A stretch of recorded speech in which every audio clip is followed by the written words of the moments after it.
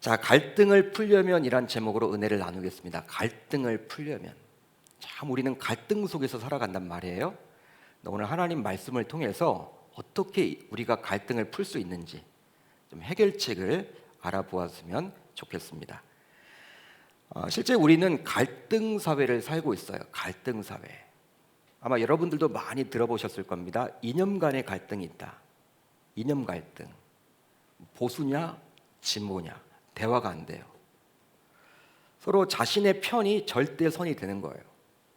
자신과 자신의 진영은 무조건 옳은 거예요. 이념 간의 갈등 아주 무섭습니다. 또 세대 간의 갈등, 요즘에 자녀들과 또 부모들과 대화가 잘 안 된다 그래요. 그뿐만이 아니라 노사 간의 갈등은 예전부터 있어 왔죠. 지금은 그게 더 심화되는 것 같습니다. 또 남녀 간의 갈등이 있습니다. 젠더 갈등이라고 이야기를 하죠. 성애 간의 갈등, 남성과 여성 간의 대결 구도, 또 미중 간의 무역 갈등, 민족 간의 갈등 등등등등. 우리가 언론 뉴스를 보게 되면 이 갈등에 관련된 이야기가 대단히 많이 나오죠. 여러분, 그뿐입니까? 우리들도 여러분 갈등 속에서 살아간단 말이에요. 관계의 어려움이라는 갈등을 우리는 매일 겪으면서 살아갑니다. 관계로 인한 갈등, 가장 가까워야 할 부부 간의 갈등. 오늘 이 현장에도 이렇게 부부들이 많이 나와서 예배를 드리시는데 어떻게 여러분들의 가정은 이 부부 간의 갈등이 없습니까? 목사님 묻지 마세요. 그렇게 여러분 대답하실래요? 또 부모와 자녀와의 갈등, 부모와 자녀와의 갈등, 또 형제, 자매, 남매 사이의 갈등, 직장 동료와의 갈등, 직장 상사와의 갈등. 어떤 분은요, 이 동업을 하셨는데 이 동업자와의 갈등이 있대요. 이거 사업을 접을 수도 없고. 학생들도 갈등이 있다고 합니다. 친구들과의 갈등, 또 선생님과의 갈등. 심지어는요, 한 몸이라는 우리 교회 공동체에서도 교우와의 갈등 등등등등. 그런데 문제가 있어요. 바로 무엇이냐? 이분들을 보지 않을 수 없게 더욱더 마음이 힘들고 어렵다라는 것이죠. 여러분, 나와 별 상관이 없는 사람이라면요, 이 갈등 구조로 가지 않습니다. 왜? 그 전에 안 보면 그만이에요.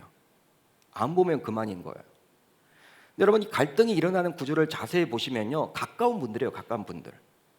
여러분, 갈등이 생겼다고 해서 가족들을 버립니까? 여러분, 그럴 수 없어요. 직장 여러분 때려쳐요? 안 된단 말이에요. 동업자의 갈등이 생겼는데 힘들다고 이 사업 같이 동업하는 분하고 갈라섭니까? 쉽지 않아요, 여러분. 여러분, 교회 내에서 교우 간의 갈등이 생겼다고 교회를 옮깁니까? 쉽게? 여러분, 다른 교회 가면요, 그런 캐릭터가 또 있어요. 또 있단 말이에요. 그러니까 여러분, 우리가 문제가 되는 것은요, 이거 어떻게 안 만날 수도 없고 안 볼 수도 없고, 그러다 보니까 더욱더 마음이 힘들고 어려운 거예요. 그러다 보니 우리는 하루에도 수없이 많은 갈등 속에서 살아갑니다. 그러게 많은 스트레스 속에서 몸과 마음이 병들어서 힘겹게 살아가곤 하죠.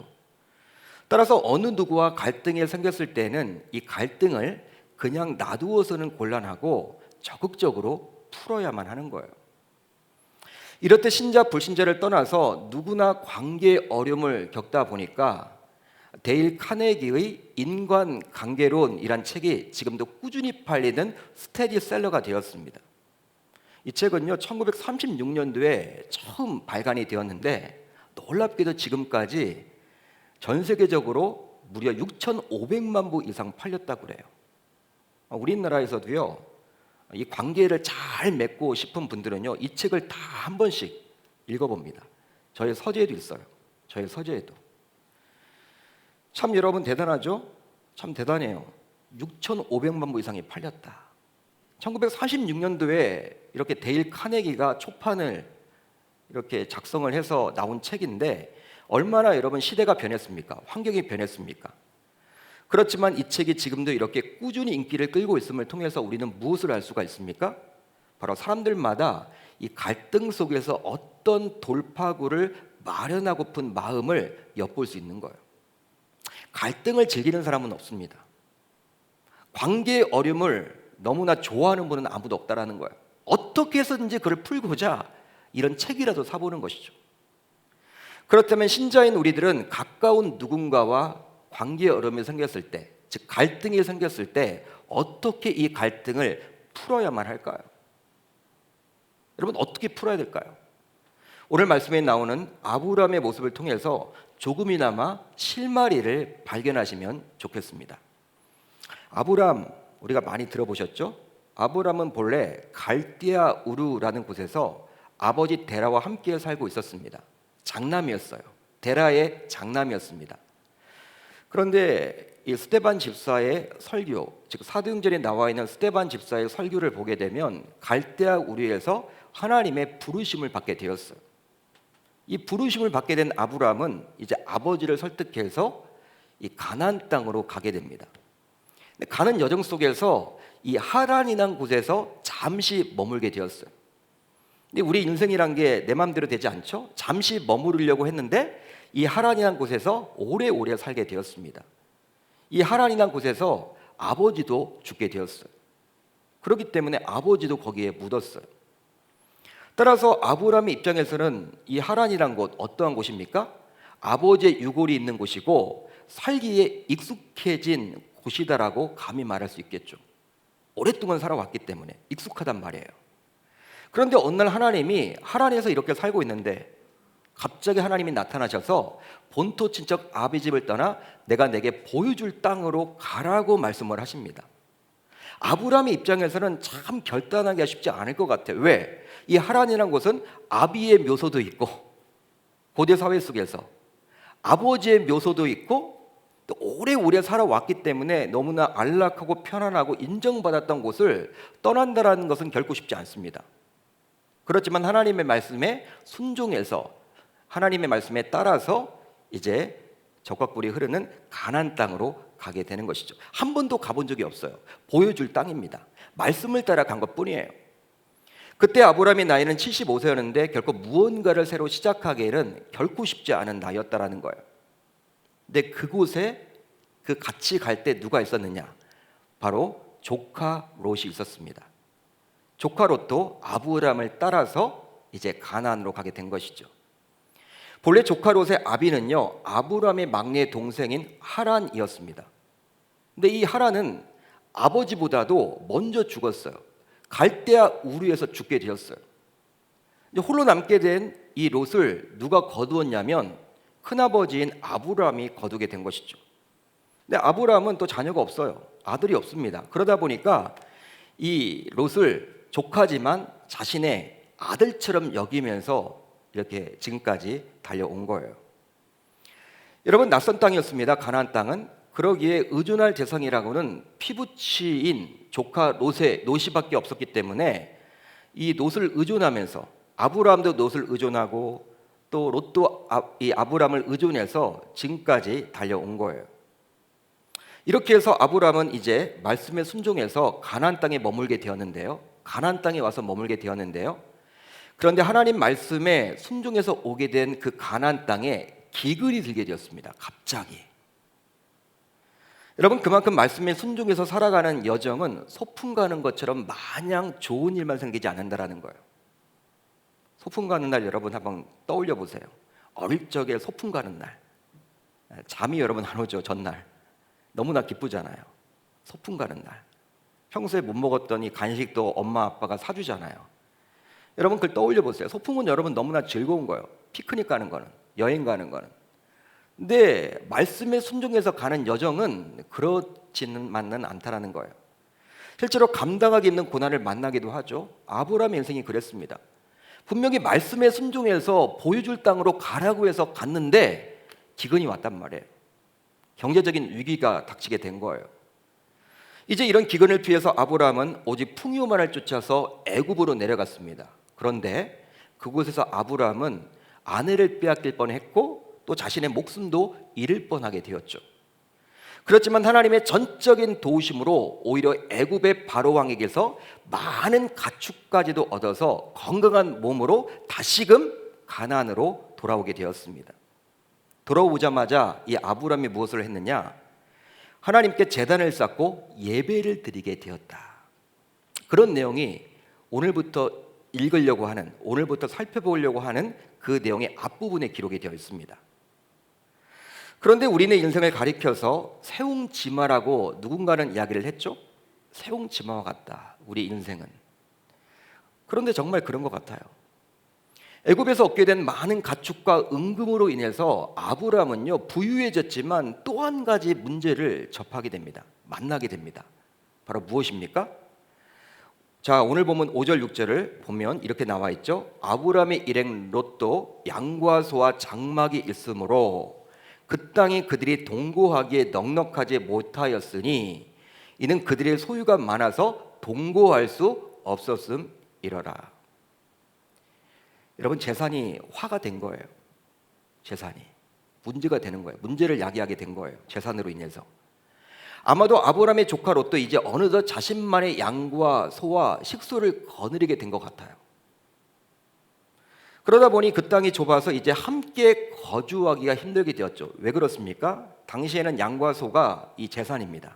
양과 소가 지금처럼 동산 부동산 개념이 아니겠죠? 이 가축인 양과 소가 여러분 재산이란 말이에요. 근데 양과 소가 많아지면요, 여러분 땅도 넓어져야만 해요. 왜냐하면 목초지가 필요하기 때문에. 양과 소는요, 그냥 가만히 있다고 해서 되는 게 아니라 이 풀을 여러분 먹어야 합니다. 풀이 주식이에요. 근데 그 이전과는 완전히 달라졌잖아요. 이 양과 소가 많아져서 부유하게 되긴 됐는데 이제 이 롯과 아브라함이 같이 살기에는 뭔가 어려움이 닥치게 된 거예요. 함께 할 수 없게 된 것이죠. 이런 불편한 상황에 처하게 되자 결과적으로 아브라함과 롯의 수하에 있었던 목자들이 서로 다투게 되었습니다. 서로 다투게 되었어요. 아마도 그들은 자신들의 책임을 다하기 위해서 싸웠을 거예요. 주인의 양떼와 소떼를 잘 먹이는 것, 누구의 책임일까요? 목자인 자신들의 책임이기 때문에 자신들은 어떻게 해서든지 주인의 양떼와 소떼를 잘 먹이려고 했어요. 그러다 보니까 땅은 한정되어 있는데, 풀은 한정되어 있는데 서로 롯의 목자와 이 아브라함의 목자들이 서로 여러분 먹이려고 하다 보니까 충돌이 일어나게 되었고, 원어를 보게 되면 거의 멱살잡이까지 하게 된 거예요. 말다툼 정도가 아닙니다. 폭력까지 가게 된 거예요. 실제 영어 성경을 보십시오. 목자들이라고 복수로 나와 있습니다. 개역개정은 그냥 목자라고 나와 있어서 그냥 이 아브라함의 그러한 목자 가운데 한 사람과 롯의 목자 가운데 한 사람이 그냥 감정 싸움으로 인해서 그냥 싸웠구나, 이렇게 우리가 생각하기 쉬운데 이 영어 성경을 보게 되면요, 아브라함의 목자들과 롯의 목자들이 대판 싸운 거예요. 멱살잡이를 하게 된 거예요. 욕설이 난무하게 된 거예요. 즉 양쪽 전체의 목자들이 서로 만나기만 하면 감정이 상한 나머지 서로 으르렁거리고 다투었다고 보셔야만 합니다. 감정의 골이 깊어져만 가는 거예요. 그런데 성경은 그런 목자들의 다툼만 기록하고 있지 않습니다. 이것이 여러분 더 큰 우리에게 가르침을 줘요. 여러분, 목자들이 다투었다, 그렇게만 기록되어 있지 않다라는 거예요. 다음의 구절을 보면 알 수가 있는데 바로 다 이런 내용이죠. 또 가나안 사람과 브리스 사람도 그 땅에 거주하였는지니라.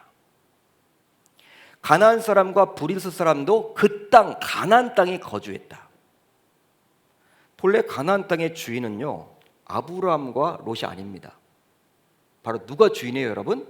가나안 사람들과 이 브리스 사람들이 주인이었어요. 대대로 살았죠. 그런데 어느 날 잘 모르는 일련의 이방인들이 막 오더니 자신들에게는 일절 양해도 구하지 않고 그 땅에 막 거주하는 거예요. 얼마나 사람들이 시끄러운지 몰라. 그것만 해도 우리들은 막 기분이 나쁜데 또 막 이상한 돌들을 막 쌓아놓더니 그곳에서 막 누구의 이름을 불러. 어떤 말인지도 모르겠어. 잘 모르는 사람을 막 불러. 지금까지 한 번도 보질 못했던 이상한 행동을 하는 거예요. 여러 무리들이 와가지고. 이제 이렇게 시끄럽게 사나보다 했는데 갑자기 기근이 왔거든요. 기근이 닥치게 되니까 또 이 사람들이 지금 어디 간다는 거예요? 애굽으로 막 내려간다네. 우리는 여기 뭐 살려고 계속 살아왔으니까 뭐 기근이 뭐 한두 번 온 것도 아니고 그냥 잘 버티면 될 텐데 힘들더라고 또 애굽으로 막 내려간다라는 거예요. 황당하죠, 그것도. 야, 이제 마을이 좀 조용해지겠다. 우리 땅이 좀 편안해지겠다 했는데 또 세월이 좀 어느 정도 지나니까 웬걸 이번에는 더 많은 양떼와 소떼까지 애굽에서 가지고 와가지고 다시금 또 정착을 한다는 거예요. 역시 이번에도 전혀 배려는 없어. 우리한테 와서 떡도 돌리지도 않아. 인사도 안 해. 그냥 정착을 하는 거예요. 예전에 또 돌을 쌓아놓던 가서 또 다른 사람 막 이름을 불러요. 막 모르는 그러한 막 이름을 불러요. 여로 시작하는 막 그런 걸 불러요. 여러분, 그런데 어느 날 그래서 마을이 시끌시끌하게 되었는데, 그런데 어느 날 큰 소리가 나고 난리가 났어요. 뒤집어졌어요. 막 육박전이 벌어진 거예요. 육박전이. 보니까 한참 보니까 이 싸움 구경이 제일 재밌잖아요. 여러분, 싸움 구경이 세상에서 제일 재밌는 거 아시죠? 한참 여러분 보니까 자기네끼리 막 싸우고 있어. 자기네끼리. 근데 여러분 그 계속 싸움 구경을 해보니까 이 목자들끼리 감정이 왜 상했냐면 이 대리전이 알고 보니까. 근데 알고 보니까 큰아버지와 조카가 싸우는 거야. 조카의 대리전이 그렇게 벌어지고 있네. 자신들의 입장에서는 이해를 못하겠어. 이거. 야, 이거 뭐야? 예? 그렇게 주먹 다툼을 하고 욕설을 난무하고 막 안 보겠다고 하고. 근데 같은 친척이 싸우는 거야. 말이 되지 않는 거죠. 그들이 더 놀랬던 게 뭐예요? 자기네 땅이라고 또 우기는 거야. 아브라함의 목자들은 또 자기네 땅이래. 노세 그런 목자들에게 우리 땅에서 너희들 왜 양소를 먹이느냐 이런 이야기하고, 노세 그러한 목자들은 아브라함의 목자들에게 여기는 우리 땅이다라고 이야기를 하고 웃기는 짬뽕이 된 거예요. 여러분, 이 땅은 여러분 누구 땅이에요? 자기 땅이야. 자기 땅. 가나안 사람인 자기들이고 브리스 사람인 자기들의 땅인데, 자기네 땅을 놔두고 대대로 할아버지 할머니부터 또 아버지부터 어머니 때부터 이곳에서 우리가 정착하면 살았는데 이 땅을 놔두고 자기네 땅이라고 막 우기니 너무 황당한 거예요. 너무 황당한 거예요. 여러분, 당시 아브라함의 목자들과 롯의 목자들의 싸움을 지켜보는 일련의 이방인들, 잘 들어보세요. 즉 가나안 사람들과 브리스 사람들이 있었다라고 성경은 지금 말을 해주고 있어요. 말을 해주고 있다라는 거예요. 그 싸움을 지켜보는 이방인들이 있었다라는 거예요. 누군가는 있었다라는 거예요. 이것을 통해서 우리는 무엇을 생각해 볼 수 있습니까? 바로 교회는 세상 사람들이 지켜보고 있기에 조심해야만 한다라는 거예요. 즉 아무리 명분 있는 다툼이라 하더라도 교회에서 분쟁이 일어나게 되면 세상 사람들은 어떻게 됩니까? 하나님에 대해서, 교회에 대해서 마음 문이 확 닫혀요. 닫힌다라는 거예요. 이 코로나가 여러분 지금 걱정이 많이 되는 것도 사실이에요. 교회의 마음 문이 닫힌 분들이 얼마나 많은지 몰라. 그렇기 때문에 결국에는 전도길이 막히고 하나님의 영광이 가리워지는 거예요. 그러게 교회에서 물질을 놓고 파가 갈라져서 치열하게 싸우고 세상 법정까지 가게 된다면 하나님께 너무나도 죄송스러운 일인 거예요. 아무리 명분이 있다 하더라도, 교회 개혁을 부르진다 하더라도 피 터지게 싸우는 건 좋죠. 그렇지만 교회 내 문제가 아니게 되는 거예요. 교회를 지켜보는 주변 사람들이 많다는 거예요. 따라서 교회 성도들은 어떻게 해서든지 서로 사랑하려고 힘써야만 합니다. 여러분 아멘입니까? 요한복음 13장 34절로 35절을 보면 이렇게 기록이 되어 있어. 예수님이 사도 요한의 입을 벌려서 이렇게 이야기를 합니다. 새 계명을 너에게 주노니 서로 사랑하라. 내가 너희를 사랑한 것 같이 너희도 서로 사랑하라. 너희가 서로 사랑하면 이로써 모든 사람이 너희가 내 제자인 줄을 알리라. 아멘. 이로써 너희가 내 제자인 줄을 알리라. 이 말은 성도라고 하면서도 서로 사랑하지 않으면 세상 사람들이 바라볼 때 주님의 제자라고 인정하지 않는다라는 거예요. 않는다라는 거예요. 우리는 여러분 나름대로 다 싸울 때는요 명분을 가져요. 다 하나님 편이래. 하나님이 자기 편이래. 하지만 하나님의 입장도 난처할 것 같아요. 누구 편을 들어야 될지. 즉 주님의 제자의 판단 기준은 서로를 향한 사랑이 있어야 한다는 거예요. 우리 주님이 아주 무서운 이야기를 해주고 있는 것이죠. 여러분 사도 요한은 사랑의 사도 아닙니까? 요한 1서에서 이런 말을 했어요. 요한 1서 4장 7절 8절을 보면 이렇게 말을 합니다. 사랑하는 자들아 우리가 서로 사랑하자.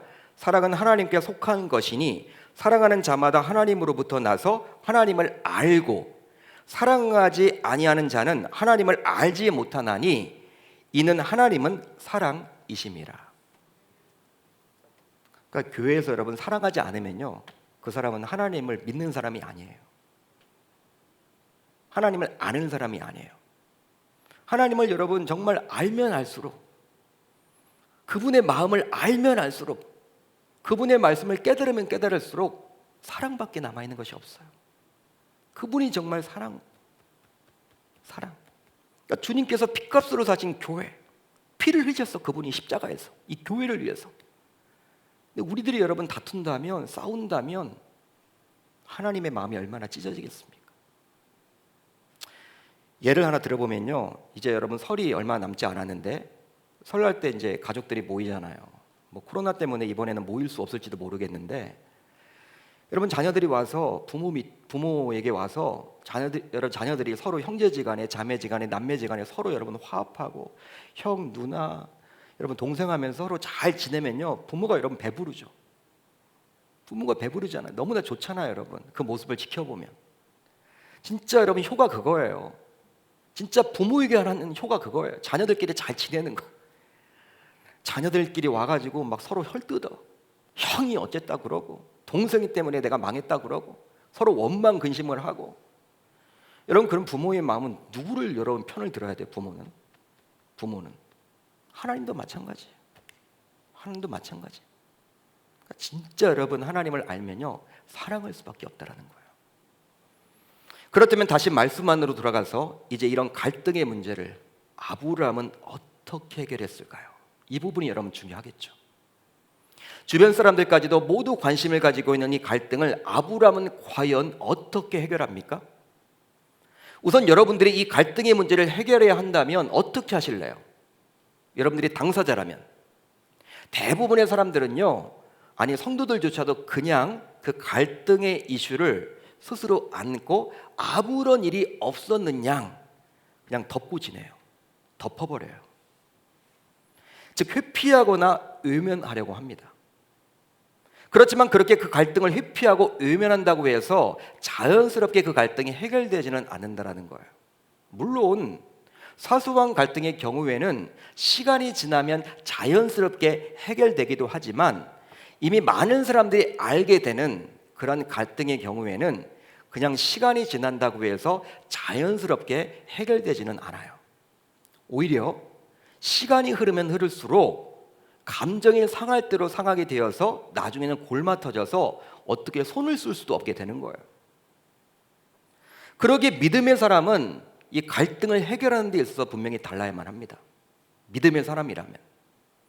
바로 믿음의 사람은 이 갈등의 문제 안으로 들어가서 부딪히고 적극적으로 해결해야 하려고 몸부림을 쳐야만 한다는 거예요. 그렇다면 믿음의 사람이요, 비전의 사람인 아브라함은 어떻게 했을까요? 바로 자존심을 내려놓고 롯을 먼저 찾아갔습니다. 이게 첫 번째 원칙이에요. 자존심을 내려놓고 롯을 먼저 찾아갔어요. 우리 13장 8절을 같이 읽어봅니다. 시작. 아브라함이 롯에게 이르되 우리는 한 친족이라 나나 너나 내 목자나 내 목자나 서로 다투게 하지 말자. 당시 고대 사회에서 아브라함은 조카 롯에 비해서 윗사람임에 틀림이 없습니다. 큰아버지잖아요. 조카잖아요. 손 위입니다. 따라서 우리들의 생각으로는 조카 롯이 큰 아버지인 아브라함을 먼저 찾아가야 마땅하다고 여기죠. 여러분들도 다 끄떡끄떡 하시잖아요. 그게 맞다. 그것이 당연한 예법, 도리라고 여겨요. 그렇지만 믿음의 사람은 이런 세상의 원리에 매이지 않습니다. 즉 세상에서는 아랫사람이 윗사람을 먼저 찾아가야 한다라고 부르짖고 그것이 예의라고 이야기를 하지만, 하나님 나라에서는 먼저 찾아가는 사람이 믿음의 사람이요, 어른이에요. 교회에서는요, 먼저 찾아가는 사람이 나이에 상관없이 어른이라는 거예요. 육신의 나이 중요하지 않습니다. 하나님보다 연배가 높으신 분이 누가 있어요? 교회에서는 교회 오래 다녔다고 어른이 되는 게 아니에요. 먼저 찾아가는 분. 뭐라 할까요? 믿음이 확실한 사람이 믿음이 연약한 자를 찾아가게끔 되어 있는 거예요. 실제로 큰 믿음을 소유한 자는 결코 자신의 자존심을 내세우지 않습니다. 왜냐하면 나보다 크신 하나님을 신뢰하기에 그 하나님만을 의존하지 자신을 결코 의지하지 않기 때문이죠. 아마도 아브라함은 애굽에서 죽을 위기, 또 아내를 빼앗길 위기를 겪으면서 좀 믿음이 커졌던 것 같아요. 그러면서 결국 이런 갈등의 근본 원인이 여러분 무엇이었습니까? 가축이 많아진 거잖아요. 근데 이렇게 가축이 많아진 것이 왜 가축이 많아졌지? 그래, 내가 애굽에 내려갔기 때문에 기근이 왔을 때 내가 애굽에 내려가서 이렇게 가축이 많아졌구나. 자신의 책임으로 돌릴 수 있게 되는 것이죠. 거기까지 여러분 보는 거예요. 내다보는 것이죠. 그러기에 아브라함은 자신의 자존심을 모두 내려놓고 조카 롯을 찾아갈 수가 있었다라는 것이죠. 그렇지만 창세기 12장 13절을 봐도 롯이 스스로 하나님의 음성을 들었다는 이야기가 나와 있지 않습니다. 아브라함은 제단을 쌓고 여호와의 이름을 불렀다라고 기록이 잘 되어 있죠. 여러 번 기록이 되어 있습니다. 12장에도 13장에도. 그렇지만 롯은 결코 그리하지 않았어요. 자신이 제단을 쌓지 않았어. 양과 소와 장막은 있었지만 제단은 가지고 있지 않았던 것이 바로 이 롯의 인생이었어요. 롯은 당연히 그냥 아버지만 따라다닌 거예요. 아버지만. 큰아버지만 따라다닌 거예요. 큰아버지였던 아브라함은 하나님의 음성을 들었던 자였고, 그러기에 믿음의 사람인 아브라함의 조카인 롯을 찾아갔던 것이죠. 그리고 아브라함은요, 롯에게 가서 잘잘못을 이야기하지 않아요. 따지지 않습니다. 또 섭섭함을 토로하지도 않아요. 사실 아브라함도 사람인지라 속으로는 분하기도 하고 화가 나기도 하고 섭섭하기도 했지만 결코 그런 감정을 표출하지 않습니다.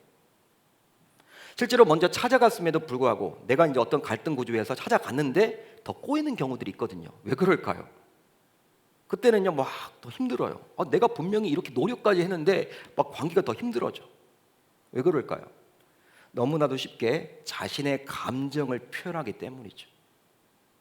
즉 하나하나 잘잘못을 따지다 보면요 이제 감정 문제로 변하게 되어서 나는 특별히 이걸 잘 풀려고 갔는데 더 막 꼬여요, 인생이. 믿음의 사람이었던 아브라함은 이런 원리를 어떻게 알았는지 롯을 결코 책망하지 않습니다. 그리고 원망하지 않아요. 섭섭함을 토로하지 않아요. 오히려 어떤 이야기를 합니까? 한 형제, 즉 고륙임을 강조해요. 우리는 형제다. 피를 나눴다. 무엇입니까? 우리는 서로 적이 아니라는 거예요. 싸워서는 곤란하다는 거예요. 실제 우리가 싸워야 할 대상은 사탄이어야 한다는 거예요. 눈에 보이지 않는 사탄이지, 야, 우리가 재산이 이렇게 많아지게 된 것이 이게 축복이지 저주는 아니잖아. 근데 이걸 가지고 우리가 왜 싸워? 싸울 이유가 없어. 감정까지 갈 이유가 없어. 싸워서는 안 돼. 우리가 싸우도록 만드는 눈에 보이지 않는 공중의 권세자인 그 사탄과 싸워야 되는 거야. 물론 우리도 연약하기에 서로 의견이 달라서 충돌할 수는 있겠지만 그것이 결코 다툼과 분쟁으로 이어져서는 안 된다는 것이죠. 그렇게 되면 세상 사람들의 조롱거리가 될 뿐이라고 아브라함은 지금 롯에게 말을 합니다.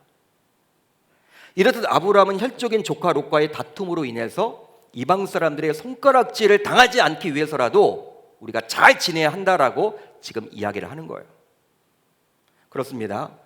실제로 믿음의 사람 사이에서도 의견의 충돌과 불화는 어쩔 수 없어요. 완전한 교회는 없습니다. 완전한 공동체는 없습니다. 완전한 가족은 없습니다. 천국 가면 있지만 이 땅에 존재하는 완전한 가정, 완전한 직장, 완전한 교회 없기 때문에 불화가 있고요. 또 다툼도 생겨요. 그렇지만 믿음이 성숙한 쪽이 먼저 그 다툼의 원인을 제거하려고 몸부림쳐야 함을 오늘 말씀에 나와 있는 이 아브라함을 통해서 엿볼 수 있게 되는 것이죠. 여러분들이 그러한 인생을 사실 수 있기를 바랍니다. 다음으로 손해를 감수하며 롯에게 현실적인 대안을 제시합니다. 창세기 13장 9절 상반절을 우리 같이 읽어봅니다. 시작. 내 앞에 온 땅이 있지 아니하냐. 나를 떠나가라. 나를 떠나가라. 목초지는 한정되어 있기 때문에 아무리 아브라함과 롯이 이제 그 갈등을 해결해서 화목하게 되었다고 쳐도 또 이 문제는 또 나와요. 양과 소 다 죽일 수 없잖아요. 먹여야 되는데 어떡할래요? 여러분, 문제는 해결됐어. 아브라함이 손 위가 찾아가서 여러분 그 문제를 해결했어요. 이제 여러분 마음이 풀렸어. 잘 지내기로 했어. 여러분 이게 완전하게 해결된 건가요? 그렇지 않아요. 한두 달 지나면요 또 다툴 거란 말이에요. 왜? 미봉책이었기 때문에. 해결책은 아니잖아요. 그러기 이것을 모를 리가 없었던 아브라함은 이제 아주 현실적인 대안을 제시하는데 바로 조카인 롯을 떠나보내려고 합니다. 그렇지만 아브라함이 이런 결정을 내리기는 결코 쉽지 않았을 거란 말이에요. 왜냐하면 고대 사회에서 그것도 이방 지역에서 생존하려면 한 사람이라도 머리 숫자가 더 많아야 돼. 그 당시에는 어떤 싸움이 벌어지더라도 한 사람이라도 머리 숫자가 많으면 이길 확률이 높아져요. 실제로 조카 롯이 떠나게 되면 그의 많은 식솔들 그리고 그의 많은 종들 그의 많은 가축들을 같이 떠나보내야만 합니다. 롯만 떠나는 것이 아니에요, 여러분. 간단하게 생각할 문제가 아니라는 거예요. 그러기 이방인으로 거주하고 있었던 아브라함의 입장에서는 이 롯의 공백이 상당히 크게 느껴졌을 것이란 말이죠. 또 아들도 없는 상황이었기에 이제 아브라함은 정말 의지할 대상도 없이 홀로 이방 세계에서 외로움을 달래야만 했습니다. 얼마나 여러분 외로울까요? 말도 통하지 않고. 예? 자기는 하나님을 믿지만 불신자들 세계에서 가나안 사람들, 브리스 사람들은요 자기를 이상한 눈으로 보고 신앙을 여러분 어떻게 토로할 사람도 없고 그래서 롯은 믿음은 없지만 그래도 자기와 어려움을 같이 나눴던 자 아닙니까? 여러분 그러기 때문에 그 롯을 떠나보낸다는 것 이건 아브라함의 입장에서는 어떤 의미로는 엄청난 손해를 스스로 감내해야만 한다는 거예요. 따라서 아브라함의 입장에서 롯을 떠나보내는 것은 그리 간단하고 쉬운 결정이 아닙니다. 그러기에 아마도 아브라함은 충분히 하나님께 기도한 이후에 하나님의 분명한 응답을 받고 난 이후 롯을 떠나보내겠다라고 결정했을 것이라고 우리가 생각해 볼 수 있는 것이죠. 아마 여러분 기도했을 거예요, 하나님 앞에. 실제로 우리도 누군가와 어떤 갈등을 겪고 있다면 찾아가는 것만으로 부족하고 그 갈등의 근본 원인을 풀 수 있는 현실적인 대안을 제시해야만 합니다. 그러나 그 현실적인 대안이란 것이 자신에게 큰 손해가 입히게 되는 것이라면 선뜻 그 대안을 제시하지를 못해요. 자기 입으로. 왜? 그런 대안을 제시했을 때 자기의 손해가 막심하기 때문에. 따라서 이것은 충분히 하나님께 기도하여 하나님으로부터 응답을 받은 즉 하나님께서 주신 대안이어야 한다는 것이죠. 그럴 때 용기를 내어서 아브라함처럼 대안을 제시할 수 있게 되는 것이죠. 이제 마지막으로 기득권을 버리고 롯에게 선택권을 주었어요. 기득권을 버리고 롯에게 선택권을 주었어요. 자, 13장 9절 하반절을 우리 같이 봅니다. 시작. 내가 좌하면 나는 우하고 내가 우하면 나는 좌하리라. 내가 좌하면 나는 우하고 내가 우하면 나는 좌하겠다. 선택권이 누구에게 있는 거예요? 롯에게 있는 것이죠. 한번 여러분 곰곰이 생각을 해보세요. 아비 잃고 슬픔에 잠긴 롯을 거둔 것이 누구였습니까? 누구였어요? 큰아버지인 자기 아니에요. 아브람 아닙니까? 아브람. 실제 롯이 기저귀 찰 때부터 아브람은 롯을 지켜봤어요. 기저귀 찰 때부터, 오래전부터, 아주 아기 때부터. 그러기에 롯이 소유하게 된 그 많은 재산은 롯이 스스로의 힘으로 일군 것이 아니라 자기가 하나님의 은혜로 부유하게 되니까 그냥 자기 옆에 있었던 롯도 부유하게 됐다라고 여길 수 있겠죠. 그렇기 때문에 아브람은 롯에게 충분히 자신의 기득권을 주장할 수도 있었겠죠. 야, 너 왜 이렇게 까부냐? 재산이 좀 많아졌다고 어떻게 네가 나에게 그럴 수 있어? 에? 어떻게 큰아버지는 나한테 대들 수가 있어? 너 목자들 교육 좀 잘 시켜. 너 뭐가 부족하니? 너 뭐가 부족해? 네가 그렇게 부유하게 된 거 네가 노력해서 된 거 아니잖아. 내 옆에 붙어 있다 보니까 그게 복 받은 거 아니야? 자신의 여러분 기득권을 주장할 수 있었죠. 아브라함은 충분히 네 거도 다 내 거야. 원래는 그 가지고 있는 거 그냥 까부지 말고 잘 소유나 해. 그렇게 여러분 이야기할 수 있을 거예요. 그렇지만 아브라함은 롯에게 자신의 기득권을 강요하지 않습니다. 오히려 롯을 떠나보내면서 땅을 선택한 권리까지도 롯에게 주어버려요. 뭐랄까요? 하나님 나라의 영원한 대원칙인 통 큰 양보를 해버립니다. 통 큰 양보. 야, 얼마나 멋있는지 몰라요. 바로 아브라함은 눈에 보이는 것보다 더 큰 가치를 소유했기에 그리할 수 있었던 것이죠. 아마도 아브라함 자신의 재산이 불어난 그 과정 속에서 하나님의 일하심을 맛보았던 것 같아요. 그래, 나도 별로 재산이 없었는데 이렇게 재산이 갑자기 불어난 것이, 야, 내가 애굽에 내려갔을 때 죽을 위기도 겪고 아내를 빼앗길 뻔도 했지만, 야, 그런 과정 속에서도 하나님께서 나를 챙겨주셔서 이렇게 많은 재산이 불어나는데 그냥 하나님이 주신 것이지 내가 노력해서 얻은 게 아니야. 여기까지 나아간 거예요. 이 아브라함은 하나님이 나에게 주신 것이지, 나에게 거저 주셨으니까 나도 조카 롯에게 거저 줄 수 있는 것이지. 이렇게 마음이 넓어지는 거예요. 그러게 자신이 소유한 모든 재산을 자신이 일군 것이 아니라 하나님이 주셨다고 고백을 하며 기득권을 주장하는 대신에 오히려 롯에게 선택권을 줄 수 있었습니다. 여러분, 아브라함이 이렇게 조카 롯에게 선택권까지 주었다면 조카인 롯의 입장에서는 오히려 아브라함 앞에 무릎을 꿇고, 큰아버지, 제가 잘못했습니다. 용서해 주세요. 저 떠나지 않을게요. 떠나지 않겠습니다. 제가 참을게요. 잘못했습니다. 여러분, 그런 것들을 우리가 기대하지 않나요? 아니면 떠나더라도, 삼촌, 큰아버님이 먼저 선택을 하셔야죠. 그래도 제가 선택하는 건 아닌 것 같아요. 큰아버님이 좀 선택을 하세요. 큰아버님이 좌하면 내가 우할게요. 큰아버님이 우하면 내가 좌할게요. 우리는 여러분 이런 것들을 기대하죠. 당연히 여러분 그래야 하고요. 근데 롯은 참 여러분 어떻게 표현을 해야 될지 그렇게 하지 않아요. 그렇게 하지 않습니다. 이유가 있는데요. 이미 롯은 신앙을 떠나서 눈에 보이는 세상의 가치를 추구했던 자였기 때문이에요. 눈에 뵈는 것이 없어.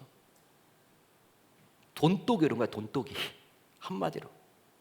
여러분, 이 애굽 땅에 내려갔는데 이 아브라함은요 큰 공부를 했죠. 자신이 죽을 뻔도 하고 아내를 빼앗길 뻔도 하면서 하나님의 일하심을 보았단 말이에요. 믿음의 성장이 있었는데 이 아브라함만을 따라갔던 이 롯은요 전혀 공부를 못했어요. 영적인 공부를 하지 못한 거예요. 애굽에 가서 풍족함, 풍요함, 편리함, 편안함, 안락함, 화려한 도시 문화, 문명, 그런 것만을 보고 오니까 이제 여러분 이 바로 왕이 이 큰아버지에게 많은 가족들을 막 주네. 저거 내 거면 좋겠다. 나도 하루빨리 큰아버지에게 독립해가지고 나도 부유하게 살아야지. 이런 마음까지 갖게 된 거예요. 여러분, 그런 마음을 가지고 있는데 큰아버지가 갑자기 내가 좌하면 내가 우하고 그런 얘기를 하니까 이제 어떻게 해요? 덥석 그걸 물어버린 거죠. 덥석 물어버린 거예요.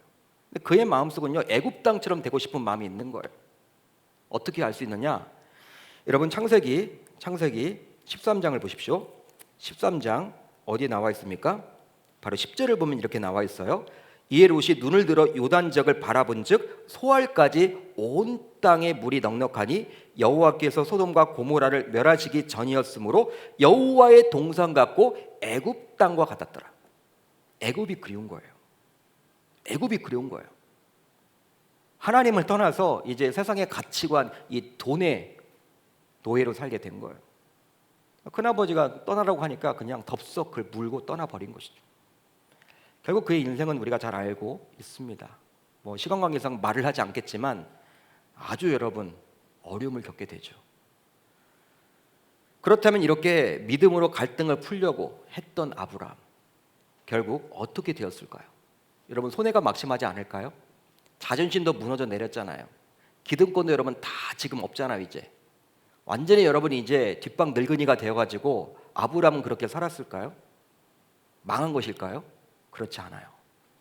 우리 13장 14절 상반절을 보면 이렇게 기록이 되어 있죠. 우리 같이 읽습니다. 시작. 롯이 아브라함을 떠난 후에 여호와께서 아브라함에게 이르시되, 롯이 아브라함을 떠난 후에 여호와 하나님께서 아브라함에게 말씀하시기 시작합니다. 12장 13장을 보면요 12장 1절에서 하나님이 아브라함에게 나타나셔서 본토 지적 아비 집을 떠나 내가 내게 보여줄 땅으로 가라고 하셨고 말씀을 더 이상 안 하셨거든요. 근데 롯을 떠나 보내니까 하나님이 이제 말씀하세요. 근데 어떤 말씀을 합니까? 그 내용은 여러분 제가 뒤에서 설명을 할 텐데, 여러분, 아브라함의 입장을 한번 여러분들 생각을 해보세요. 여러분들이 아브라함이다.